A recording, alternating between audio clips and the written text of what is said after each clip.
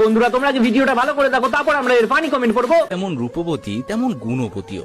রূপলি পাড় দেওয়া জরির কাজ করা উজ্জ্বল লাল রঙের বেনারসি পরে এই বাড়িতে প্রথম দিন পা রাখতেই শ্বশুর মশাই অমিত বাবু ভালোবেসে বৌমার নাম দিয়েছিলেন বৌরানী। তো চলিয়ে শুরু করতে হ্যাঁ। চামচ দিয়ে কে সিঁদুর পরায় ভাই? দাঁতগুলো হলুদ কেন? দাঁতে কি মেশিন লাগানো আছে?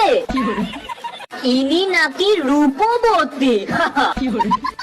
এটাও এবার ট্রেন্ড হয়ে যাবে, চামচ দিয়ে সিঁদুর পরানো। দাঁত কি ব্রাশ করিস না তুই? ইস ছি ছি। যতই কপি করতে চাও, কপিটা আর করে উঠতে পারোনি। এটা একটা ঘোস্ট স্টোরি কথা।